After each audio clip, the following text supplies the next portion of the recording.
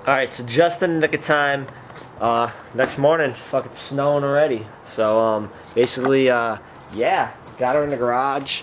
This is gonna be her, resting place until she's back out there on the road as a drift missile. You know, I'll take some photos and stuff, basically, you know, right before I start ripping her apart. But, this afternoon, I'm gonna get in here and, I'm gonna start in the interior. I'll take everything out in the interior, start cleaning that up. I mean, it's got a lot of rust underneath, so it's definitely gonna need to be patched, you know, welded and all that shit. So, I mean, you can see, like, if you look under here, let's see, I got some, like, you know, exterior paneling rust there. That's probably just gonna have to be replaced. I don't know. That might be able to be patched and, you know, bonded and stuff. But this is all gonna be a learning process. Everything's got to be cleaned, taken apart, and fixed. So, you know, here's a little quick preview of what I got, what I'm working with.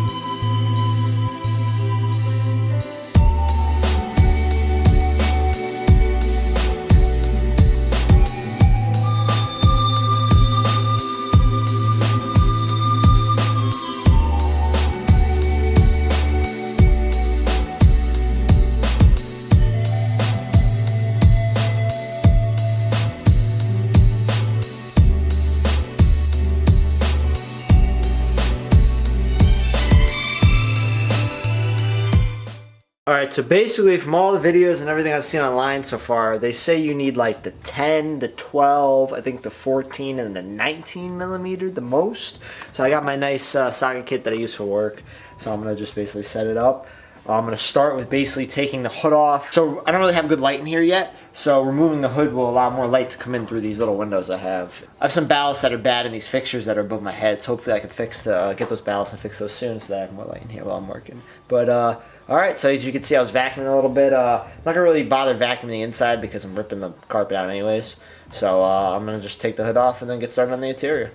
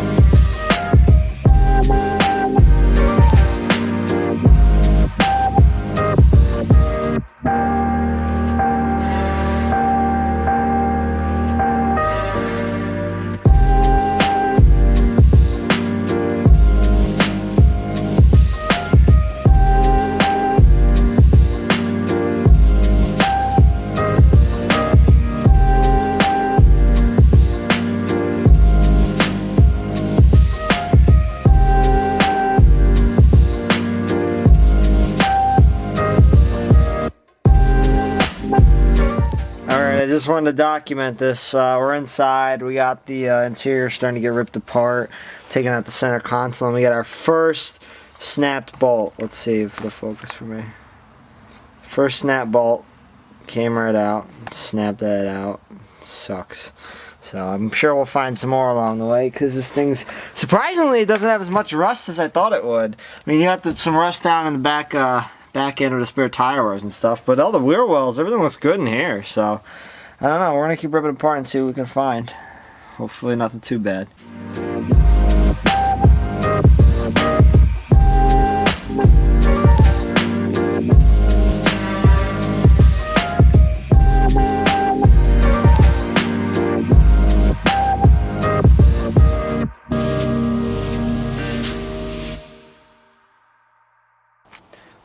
Okay, are we ready? Check it out. Let's see how far we got. Bam, dashboard is out and not cracked. I haven't found much rust inside, to be honest. I'm surprised. The only crazy spot is if you reach in over here to the passenger side, wherever the passenger side seat is, yeah, there's a pretty decent hole over there and in the corner. So, yeah, that's all gonna have to be replaced. The rest of it's just like moldy, gross carpet. I don't even say moldy. The carpet's still in good condition. I'm trying to save what I can. I tried to cut it exactly in half, and I'm trying to rip out each half one at a time so that, if possible, I can clean the shit out of it and put it back in later, because everything that's cut is either underneath something or underneath the console. So, hopefully, we can make that work later on. But again, if I gotta get it out, I gotta get it out. But I haven't found any rust. I'm waiting till we get underneath there. Underneath the driver pedal, the clutch, the brake. I'm guessing there might be some rust under there from just, you know, people's feet sitting. But the guy had carpets in here. He had rubber mats. So hopefully, we'll hope for the best that, you know, they were always in here and that, you know, not a lot of water was in there. Alright, I want to give you guys a little bit more of a close-up on this rust on this passenger side. It's really not that bad. So, I mean, that's like 2 big patches. I might have to get a new seatbelt, you know, thing, or a chair mount or whatever. But, you know, that's not too bad. It's a pretty decent square. I'll just cut out and patch right there. I might have to make a little custom corner or something. But again, it's really not in the way of anything. It's going to just be covered. So it'll be a nice patch. Right there is an easy patch. But everything else looks pretty decent.